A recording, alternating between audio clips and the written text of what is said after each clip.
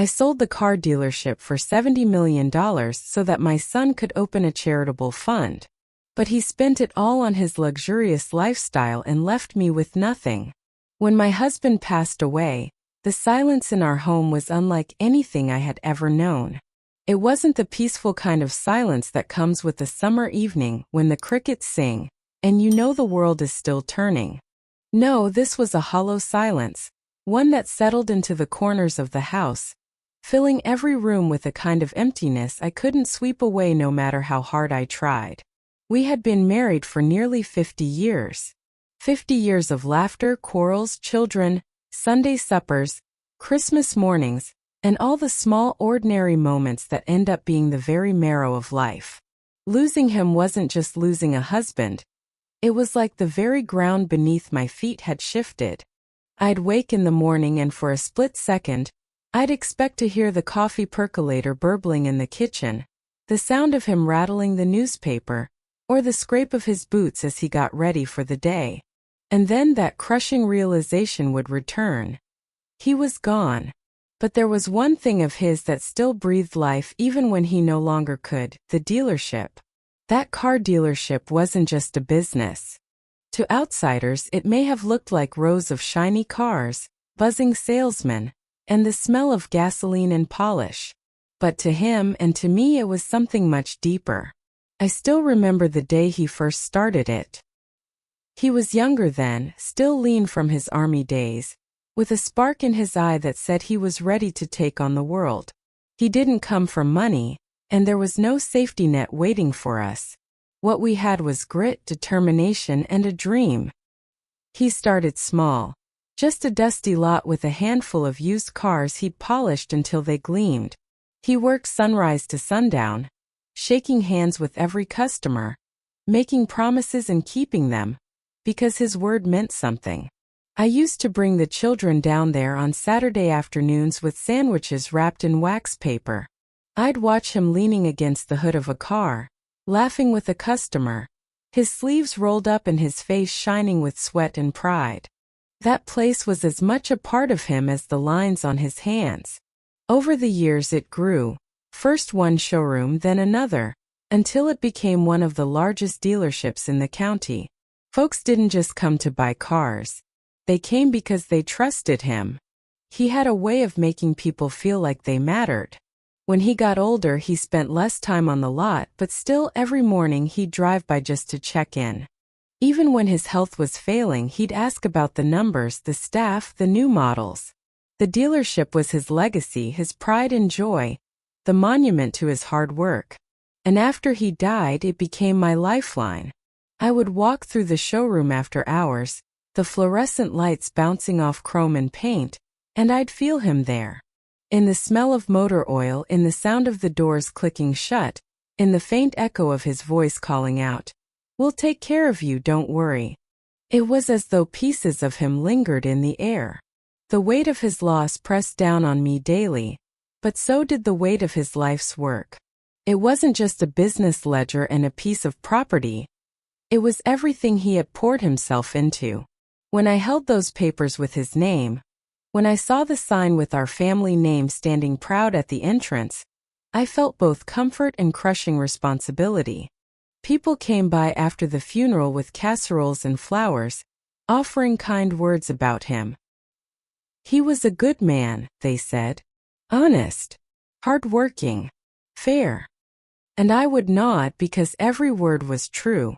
But none of them knew how deeply that dealership tied me to him. It was as if selling one car lessened the ache of his absence by just a fraction, as though each handshake and contract carried a whisper of his spirit. Some nights I'd sit alone in the office, his chair still creaking under my weight, and I'd run my hands across the worn oak of his desk. That desk had seen decades of his decisions, his signatures, his dreams laid out on paper. It smelled faintly of tobacco, even though he'd quit smoking 20 years earlier. I'd close my eyes, press my palms against that wood, and for a heartbeat, I could almost feel his hand covering mine. It's a strange thing to grieve not just a person but their work, their life, their mark upon the world. The dealership was more than just his pride. It was his story written in bricks and steel, in asphalt and glass, in every set of keys that ever changed hands under that roof. So when people spoke to me about moving on, I couldn't bear to think of letting it go. To move on felt like betrayal. To sell it felt like erasing him. I wasn't ready for that. Not yet. Holding on to the dealership was like holding on to him, to us, to the life we had built together. It gave me purpose when everything else felt hollow. But as heavy as my grief was, life has a way of testing you, of pushing you into decisions you never imagined you'd face. I didn't know it then, but the dealership, his pride, our memory, would become the very heart of a battle I never wanted, one that would test my faith not just in my family, but in truth itself. It was a quiet Sunday afternoon when my son brought it up. The kind of day when the house feels heavy with memories, and the ticking of the old clock in the hallway seems louder than anything else. I had made a pot of chicken soup, the way his father always liked it, with white egg noodles and plenty of parsley from the garden. My son came by for lunch, though these days his visits were fewer and further between. We sat across from each other at the kitchen table, steam rising from our bowls. I watched him spoon soup into his mouth, his eyes darting around the room like he was measuring something invisible. He had his father's jawline but not his steadiness. His movements were quicker, sharper, like he was always chasing something just out of reach. "Mom," he said, setting his spoon down carefully, like he was preparing for something serious. "I've been thinking." Those words made me sit up a little straighter. "About what, honey?" He leaned forward, his hands clasped together on the table, just like his father used to do when he wanted me to really listen. "About Dad's dealership. About what it means now." I felt my throat tighten. "It means everything," I said softly. "It was his life's work. It's part of him." "I know," he nodded quickly. "I know how much it meant to him. And to you. But think about it, Mom. You don't need the burden of running it now. You've done enough. You should rest. Let go." I stirred my soup, not tasting it anymore. "Resting doesn't come easy to me," I murmured. He reached across the table and took my hand. His grip was warm, firm, like he wanted to steady me. "Listen, Mom. I have an idea. Something bigger than just keeping the dealership going. Something Dad would be proud of." I looked at him then, really looked. His eyes were shining with something I hadn't seen in a while, passion, excitement. He squeezed my hand gently. "What if," he said slowly, as though the words were precious, "we sold the dealership? What if we took that money and created a children's fund in Dad's name? A foundation that would help kids, sick kids, poor kids, kids who need a chance. Think about it, Mom. Instead of cars, we'd be giving children hope. Wouldn't that be a legacy worth leaving?" My breath caught in my chest. A fund for children. Something lasting, something bright. I could almost see it. Our family's name on a building, scholarships given, children smiling because of what we had done. My husband had always loved children. He used to kneel down to their level on the dealership floor, ruffle their hair and tell them, "One day you'll be driving one of these." The thought of carrying that love forward into something noble stirred my heart. I tried to speak, but my voice wavered. "You really think your father would want that?" "I know he would," my son said firmly. "He believed in building and giving people a chance. That's what this fund could do. And Mom, it would be our joint legacy. Yours and mine. Together."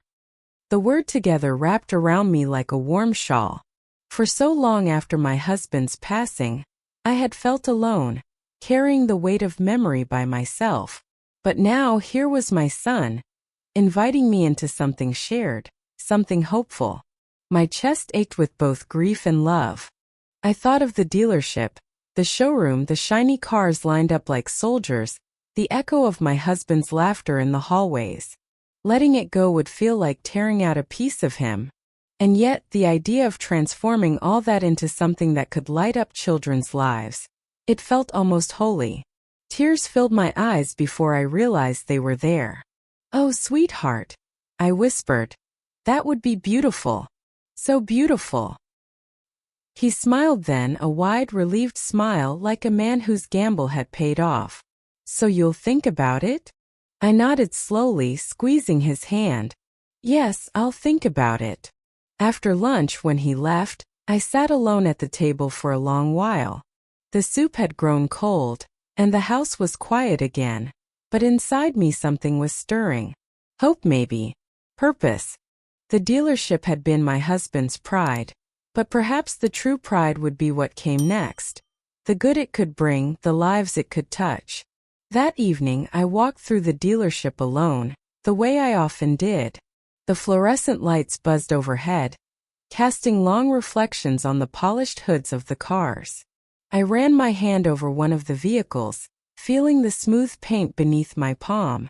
For years this place had been filled with the sounds of deals being struck, phones ringing, engines revving. Now it was just me and the silence. I closed my eyes and tried to picture the fund my son spoke of. I imagined children in hospital beds receiving books and toys, families getting help to pay for their children's schooling, programs that would give kids opportunities they'd never otherwise have. I imagined my husband's name tied to something so generous, so hopeful. I could almost hear his voice saying, "That's the right thing to do, honey." I left the dealership that night with my heart lighter than it had been in weeks. For the first time since the funeral, I felt like there might be a way forward. Not just for me, but for all the children whose lives could be touched by what we were about to do. The days after my son's visit were filled with a kind of restless turning in my heart. I'd go about my chores, watering the garden, folding laundry, tidying up the house, but all the while the question pulsed through my mind: should I let the dealership go? At night, I lay awake listening to the faint hum of the refrigerator and the ticking of the clock in the hallway, imagining what my husband would say. Part of me could hear him grumble, "Don't you let go of what we built." But another part of me remembered his softer side. The way he used to slip dollar bills into children's piggy banks at Christmas parties or hand out bicycles to kids whose parents couldn't afford them. He would want to help children, I thought. He always had a tender spot for them. One morning I drove down to the dealership and parked out front. The sign with our family name stood tall against the sky, bold and proud. Inside everything smelled the same: new tires, motor oil, that faint tang of polish. The salesmen greeted me with respectful smiles, their voices lowered, as though they knew I was standing on sacred ground. I wandered into my husband's old office. The blinds were half drawn, casting lines of sunlight across the desk. His chair still creaked the same way it used to when he leaned back with his hands behind his head. I sat down, running my fingers over the smooth wood, and for the first time I felt ready to let go.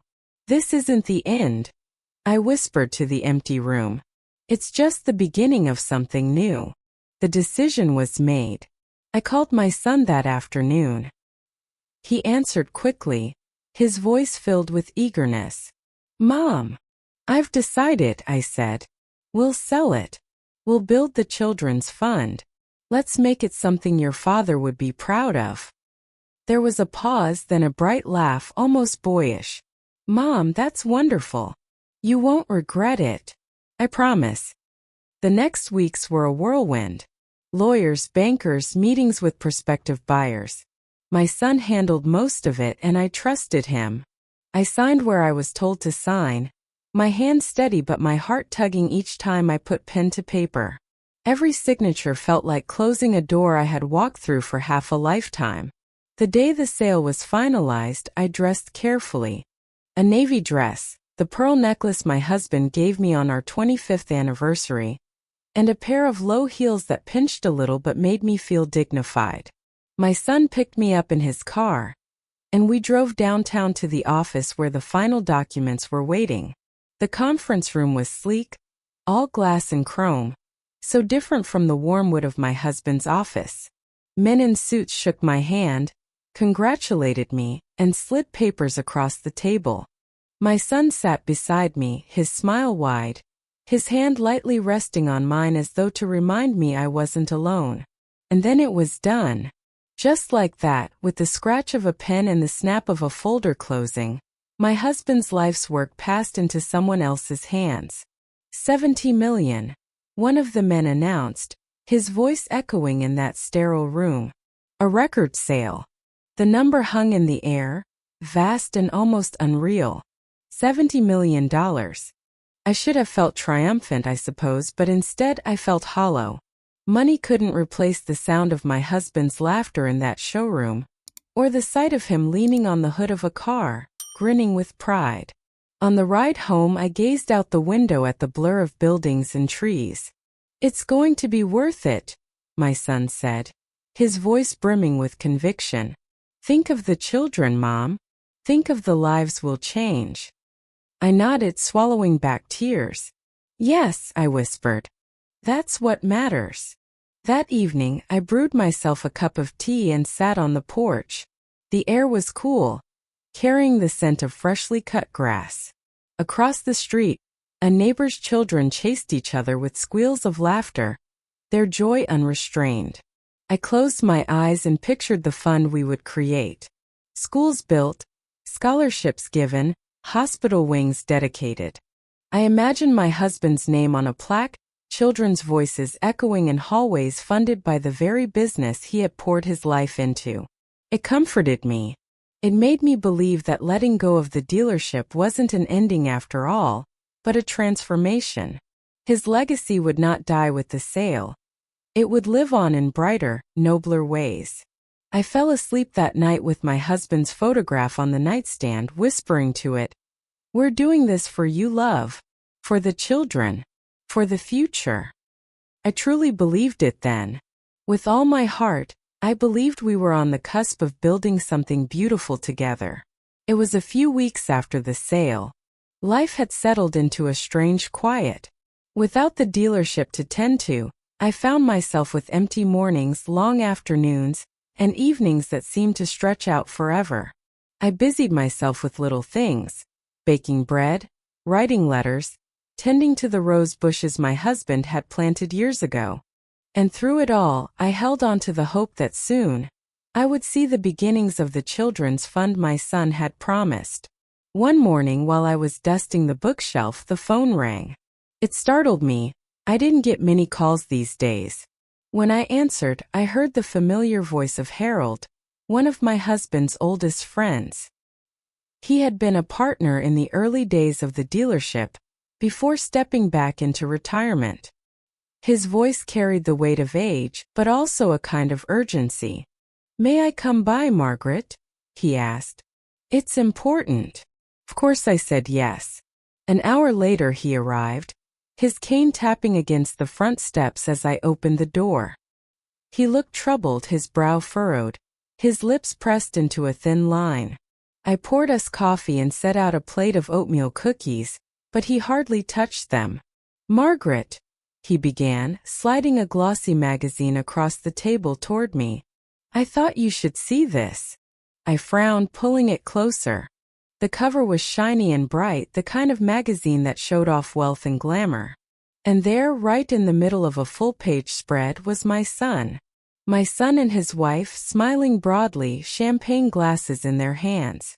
Behind them stretched a mansion large and sprawling, with tall white columns and manicured lawns.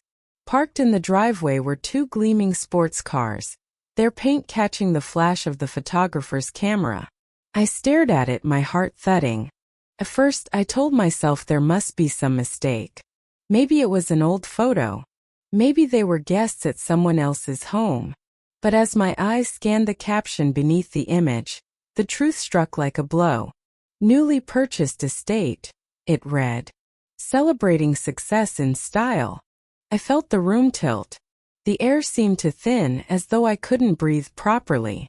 My son who had spoken to me with such tenderness about children, about legacy, about carrying his father's name forward, was here instead, posing in front of a palace with cars that cost more than some families would see in a lifetime.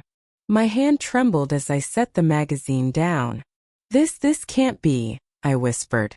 Harold's eyes were filled with sadness. I wish it weren't true, Margaret. But I've been around long enough to know what I'm seeing. That money, your husband's life's work.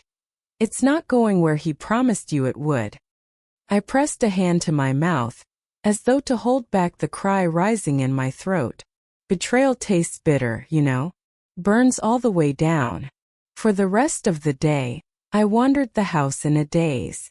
Every room seemed to echo with my husband's presence, as though he were watching, waiting for me to make sense of this. I picked up his old photo from our wedding day and held it close. He lied to me, I whispered through tears. Our own son lied. I thought back to the moment he had taken my hand at the kitchen table, his eyes shining as he spoke of children's laughter and hope. How easily I had believed him. How desperately I had wanted to believe him. My husband and I had always prided ourselves on raising our children with values, honesty, hard work, compassion. And yet, here was proof that somewhere along the way something had gone terribly wrong. That night I couldn't sleep. I sat at the kitchen table with the magazine spread out before me, staring at that glossy photograph until my eyes blurred. My son looked so proud, so triumphant. And beside him his wife beamed, her hand resting on his arm like a queen surveying her kingdom. I wanted to scream.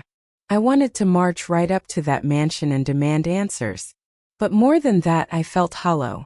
It wasn't just the money, though that was part of it.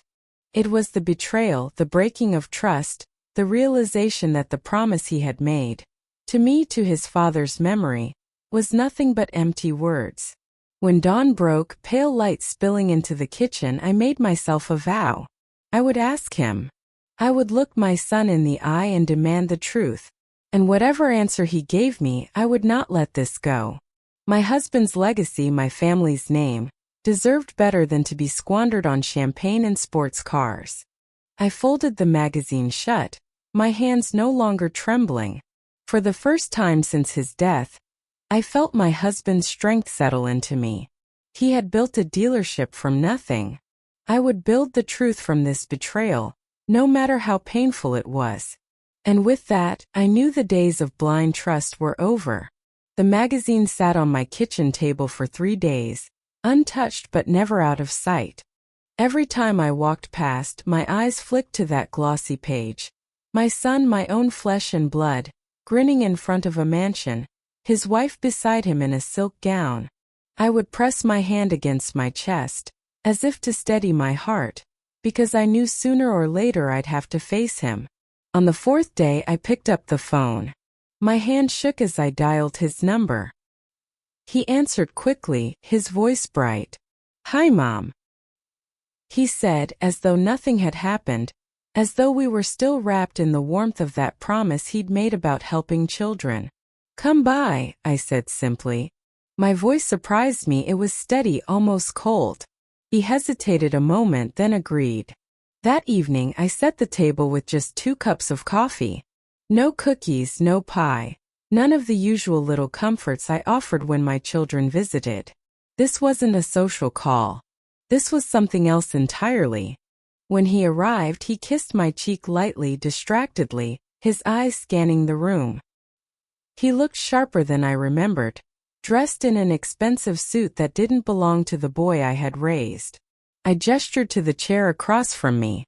"We need to talk," I said.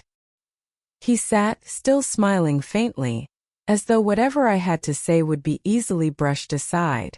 I slid the magazine across the table toward him. The photo faced up, him, his wife, the mansion, the cars. His smile faltered. "Where did you get this?" "An old friend showed me," I replied. My voice was low, tight. "Tell me about the fund. Tell me about the children." For a moment he didn't speak. He stared at the photograph, then leaned back in his chair with a long exhale. When he finally looked at me, his eyes were different, hard, calculating. "There won't be a fund," he said flatly. The word struck me like ice water poured over my head. "What do you mean?" I whispered. "There won't be a fund," he repeated, his tone sharper now. "This is my money. The dealership was mine to sell. You didn't do anything for that business, Mom. That was Dad and me. I felt the breath leave my body. Nothing for the business? I repeated, my voice cracking. My mind flooded with memories, bringing sandwiches to the lot, sitting by his father's side through long nights of balancing the books, greeting customers with a smile when the staff was thin. I had been there. Always. And yet here was my son erasing me with one cruel sentence. My hands gripped the edge of the table. Your father built that place with his life, I said. And I stood beside him every step of the way. How dare you? Mom, he interrupted, his voice now tinged with impatience, almost annoyance. You don't understand how these things work. I've made decisions. Big decisions. That money is invested. The house, the cars, the deals I'm working on, they're part of the future. My future. You'll be taken care of, don't worry about that. But this fund you keep talking about, it was just an idea. Nothing more. Just an idea. As though it hadn't been the spark that gave me hope in the darkest weeks of my grief. As though it hadn't been the reason I agreed to let go of the last piece of my husband's life. You looked me in the eye, I said slowly, and told me this would be our legacy. That we'd help children. That's what convinced me. He shrugged. I said what I needed to say. It was business. You wouldn't have agreed otherwise. There was no shame in his voice. No regret. Just cold practicality, as though lying to me, his own mother, had been nothing more than a transaction. I couldn't speak. The silence between us stretched long and heavy. I searched his face for the boy I had raised. The boy who once scraped his knee on the driveway and ran crying into my arms. The boy who used to beg for one more bedtime story. But all I saw now was a man hardened by greed. His heart closed off to anything but his own ambition. Finally I stood, my legs trembling but my back straight. Then go, I said softly. Go back to your mansion, your cars, your parties. But remember this, you've lost something today. You've lost me. And one day you'll regret it. He pushed back his chair, his expression unreadable. You're being dramatic, Mom, he said as he rose. You'll see. This is for the best. I didn't answer. I couldn't. I simply turned my back as he walked out the door. The sound of it closing behind him echoing through the house like a final blow.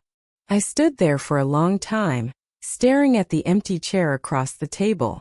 My hands shook, my chest ached, but beneath the heartbreak something else began to stir. Not anger, not yet, but resolve. A quiet voice inside me whispered, "You don't have to accept this." That night I pulled out the old filing boxes from the closet, documents, property deeds, sale agreements. My husband's handwriting was on many of them. His careful notes, his initials. I spread them across the kitchen table, pushing aside the magazine with its glossy lies. If my son thought I would bow my head and accept betrayal, he had forgotten who I was. I had stood beside my husband through lean years, sickness, and struggle. I had fought too hard to keep our name clean to let it be trampled now. The confrontation had broken my heart, but it had also lit a fire. And I knew then, I would not rest until the truth was brought to light. That night after my son's words, I sat alone at the kitchen table, staring at the magazine still lying open before me. His face smiled up at me, smug and satisfied, as though he had conquered the world. My son. My boy. My betrayal. First I could barely breathe. Grief wrapped itself around me like a heavy blanket, pressing down so hard I thought I might break beneath it. I cried until the tears gave out, and then I simply sat in silence, hands folded, staring at the past spread out in photographs and papers. But as the hours passed, something shifted inside me. The ache in my chest turned into something sharper, something steadier. I realized that I had a choice. I could accept what he had done, let him bury his father's legacy under champagne and marble floors, or I could fight. And I knew then I would fight. The next morning I went to the closet and dragged out the old boxes of records. They had sat untouched for years, dust settling on the lids, but inside them was the story of a lifetime. My husband had been a man of order, always saving receipts, contracts, letters. I pulled them out one by one, setting them across the kitchen table.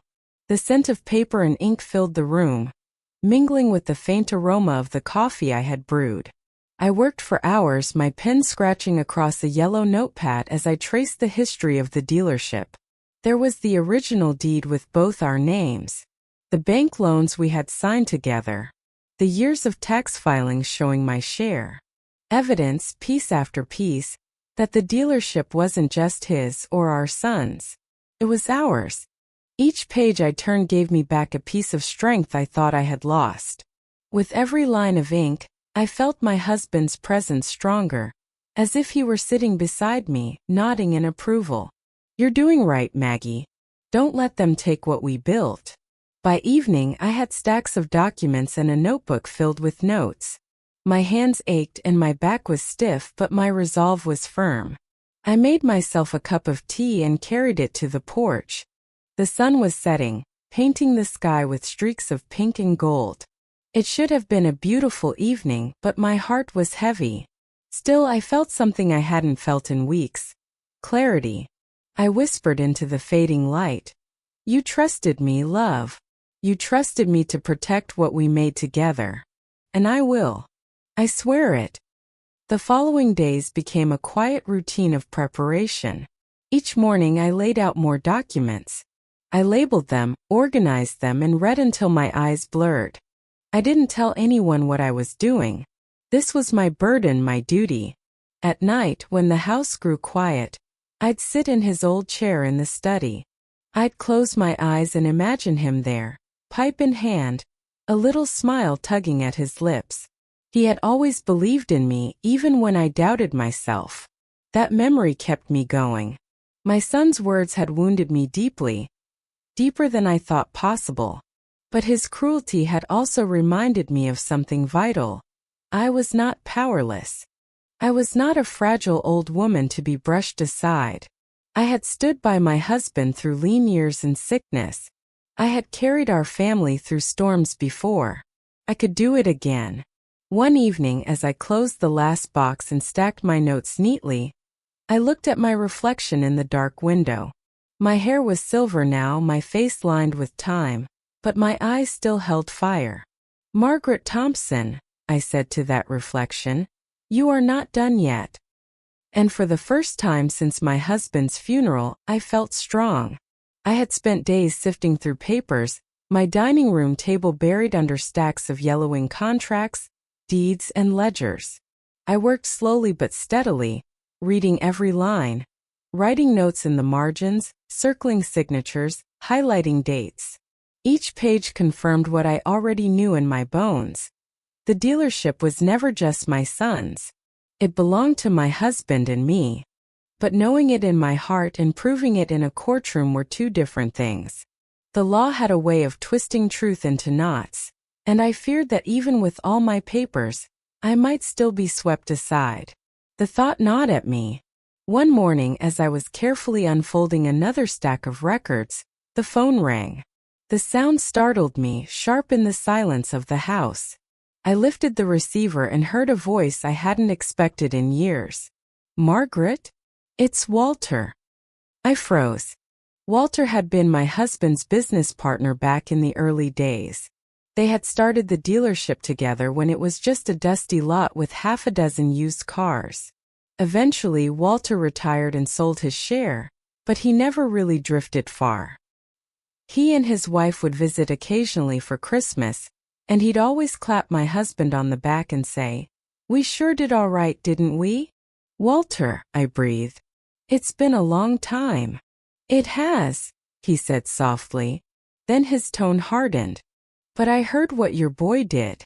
And Margaret, I can't sit quiet." I felt my throat tighten. "You heard. A man in town showed me that magazine spread," he said. "Your son standing there like a king with cars and a mansion." And I said to myself, that money isn't his alone. I was there at the start. I know whose sweat built that place. And it wasn't just him. I sank into a chair, clutching the phone. For days I had felt like I was fighting alone, shouldering the weight of both grief and betrayal. Now here was Walter, his voice steady and strong, reaching across the years to stand beside me. "Walter," I whispered, my eyes filling with tears. "I don't know how to thank you." "You don't need to thank me," he said. "You just need to fight. And if you do, I'll be there to tell the truth. Your husband was my friend, Margaret. I won't let his name be dirted." That afternoon Walter came by. He was older now, his hair white, his steps slower, but his handshake was firm. He carried a folder under his arm and set it down on the table beside my own stacks of papers. "These are copies I kept," he explained. "Old partnership agreements, early contracts. Proof that you and your husband owned that dealership together. Nobody can claim otherwise." I opened the folder, my hands trembling, and there it was, documents with signatures from decades ago. His and my husband's side by side. Clear, undeniable. Walter leaned across the table, his eyes locking onto mine. "Margaret, your son may think he can bully you into silence, but the truth is on your side. And so am I." I can't describe the relief that washed over me in that moment. For weeks I had felt like a solitary soldier, bracing myself for a battle against impossible odds. But now I had an ally. Not just any ally, but someone who had stood shoulder to shoulder with my husband in the very beginning. Someone who could look a judge in the eye and say, "I was there. I know the truth." We spent hours that day sorting through papers, comparing notes, piecing together the story like detectives. Walter had a sharp mind, sharper than I remembered, and he caught details I had overlooked. Dates that lined up, clauses buried in fine print, signatures that proved my place in it all. At one point I had to excuse myself and step into the kitchen. I leaned against the counter, tears spilling down my cheeks. But these weren't tears of despair this time. They were tears of gratitude, of relief, of hope. I whispered to myself, "You're not alone anymore." That night, as Walter left, he paused on the porch and placed a hand on my shoulder. "Your husband would be proud of you, Margaret. You've got his fire. Don't let anyone put it out." I watched him walk down the steps, his figure fading into the dusk, and I felt something stir deep inside me. Resolve had carried me this far, but now I had more than resolve. I had proof. I had support. And soon I would have my day in court. I went to bed with a steadiness I hadn't felt since my husband's death. The battle ahead would be long and painful, but I knew now I wasn't stepping into it alone. And that made all the difference. The courthouse smelled faintly of polish and dust, the kind of scent that clings to old wood and echoes of too many lives passing through its doors. I'd never been one for courts. My life had been lived in kitchens, gardens, and showrooms, not in chambers with stern judges and polished floors. But that morning, as I stood in the hallway with my box of documents, I felt a steadiness settle into my bones. This wasn't about revenge. It wasn't even about the money anymore. It was about truth, about my husband's name, about the life we had built. And I would not let it be erased.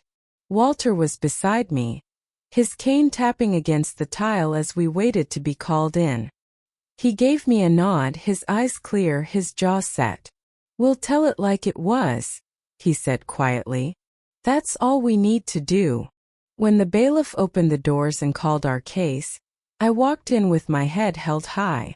My son sat on the other side of the room, his wife beside him. He wore a tailored suit, his hair slicked back, a confident smirk tugging at his lips. He didn't look at me, not once. The judge took her seat, her expression calm but firm.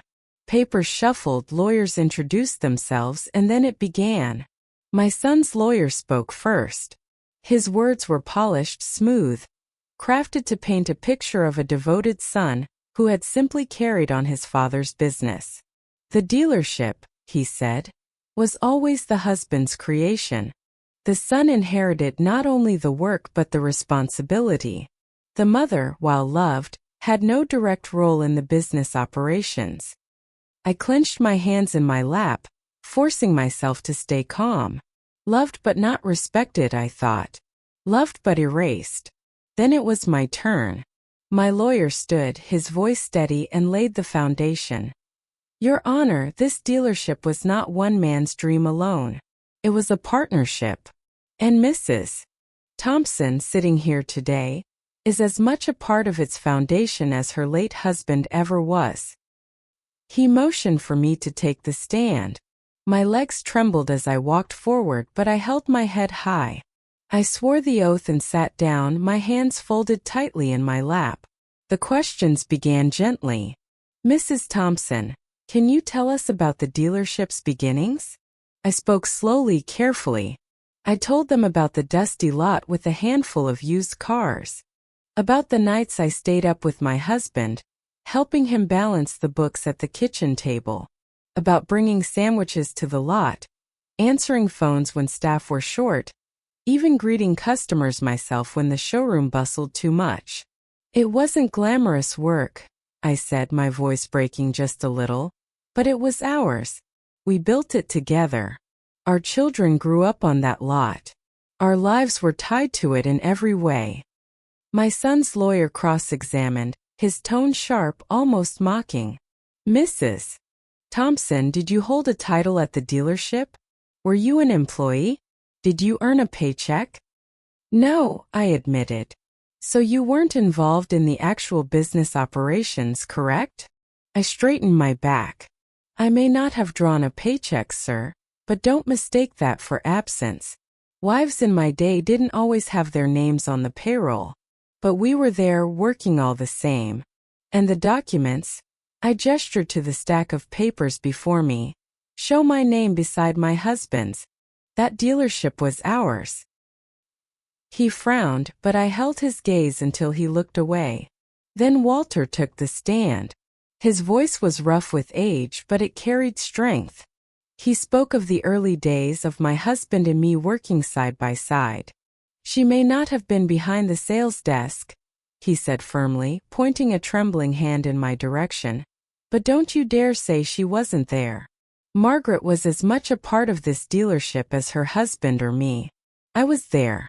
I saw it. The courtroom was quiet as he spoke, the truth ringing clear in every word. Finally, my lawyer presented the documents, partnership agreements, deeds, tax records. Page after page, my name stood there in ink undeniable. When closing arguments came, my son's lawyer tried again to paint me as a sentimental widow clinging to a dream. But my lawyer cut through it with simple clarity. This case isn't about sentiment. It's about fact. And the fact is, Mrs. Thompson's rights were ignored. Her legacy nearly erased. The law does not allow that. The judge sat silently for a long moment after the arguments ended. My heart pounded in my chest as I clutched the edge of the bench. Finally she spoke. Mrs. Thompson, she said, her voice firm but kind. The court recognizes your rightful ownership. The sale was conducted without your full consent. Therefore, most of the proceeds shall be returned to you. The gavel struck, sharp and final. I closed my eyes, tears spilling down my cheeks. Beside me, Walter squeezed my hand.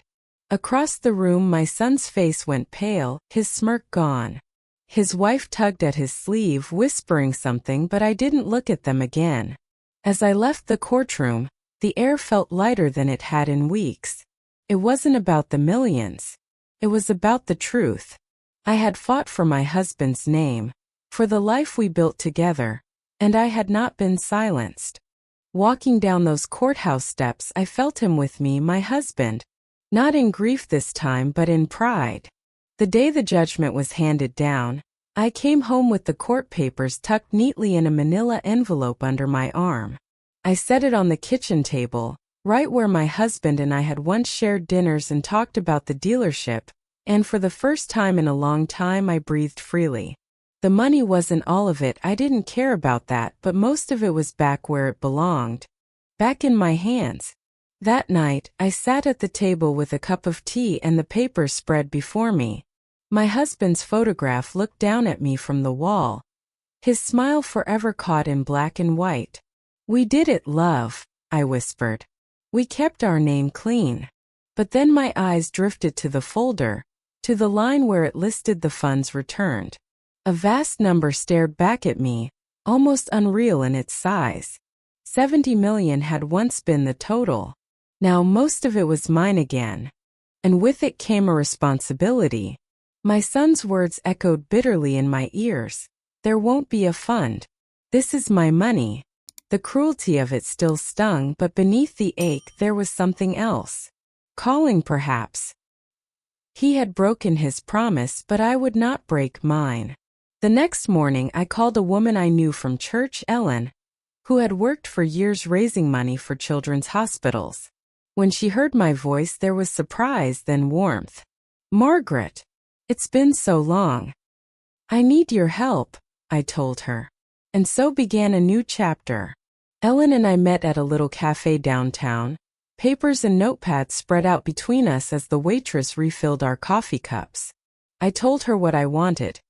A foundation, a children's fund, something that would carry my husband's name into the future in a way that mattered. She listened carefully, her eyes bright with both compassion and practicality. "It won't be easy," she said. "There's paperwork, trustees, bylaws. But Margaret, it can be done. And with the resources you have, it can be something extraordinary." The weeks that followed were busy ones.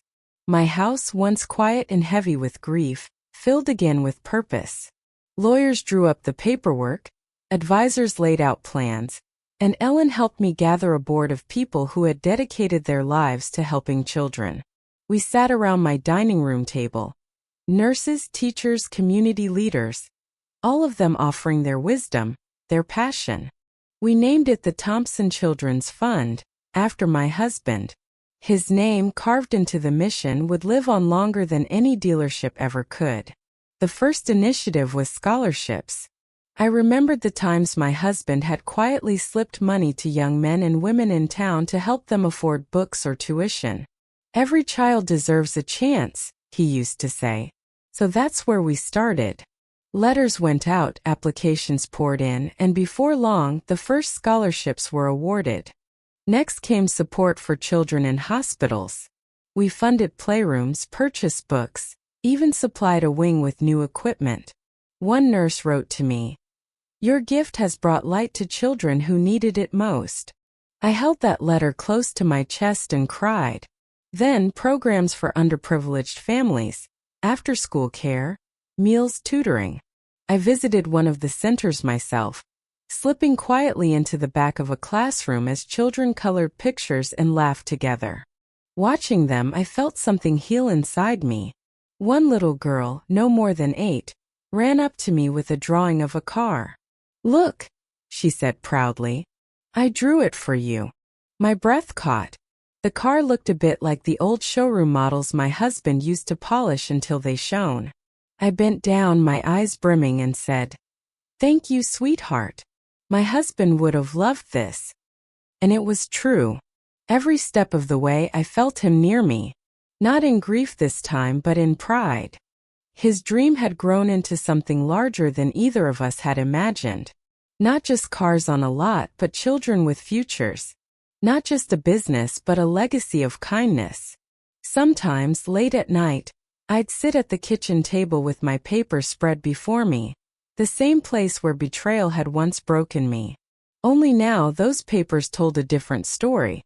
Scholarships granted, hospitals supported, programs funded. I kept a scrapbook too. I filled it with photographs, letters, and newspaper clippings. One article showed a ribbon cutting at a children's center with our family name on the plaque. I traced the letters with my finger, whispering, "We did it, love. We really did it." Did the betrayal still sting? Of course. Some wounds never close completely. My son and I grew distant, our conversations rare and shallow. I mourned that loss more deeply than I could ever say. But I knew one thing. He hadn't won. Greed hadn't won. Truth had. And the children, their laughter, their smiles, their futures were the proof.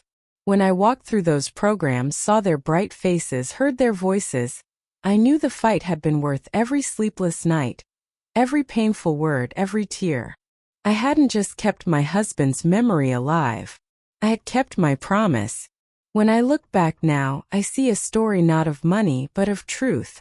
The dealership was bricks and steel, yes, but more than that, it was my husband's sweat, his laughter, his faith and hard work. Losing him was the hardest blow of my life. But nearly as hard was realizing that my own son could betray the very foundation we had built. I could have given in. I could have let the lies stand, told myself it wasn't worth the fight. But I've learned something in these long years. When you let go of truth, you let go of yourself. And I wasn't ready to do that. Not for money, not for comfort, not even for family. The courtroom gave me back what was rightfully mine, but more than that, it gave me back my dignity. And when I used that money to help children, I found peace. Every letter of thanks, every child's smile, it all whispered to me that I had chosen well. That my husband's name was safe, not just on a sign that could be torn down, but in hearts that would never forget. My son and I, well, things never returned to what they once were. Some wounds remain tender, but I no longer carry bitterness like a stone in my chest. I carry truth instead, and that's lighter, kinder. So here is what I want you to know, my dear. You can lose much in this life. You can lose wealth. You can lose trust. You can even lose family. But if you hold fast to truth, if you stand for what is right, even when it costs you, you will never lose yourself. And when you leave this world, it won't be the cars you drove or the houses you owned that matter. It will be the goodness you fought for, the promises you kept, and the honor of your name. That is what remains. That is the legacy. My dears, if in this story you saw yourselves, be sure to write about it in the comments. I would be very interested to read it. Thank you.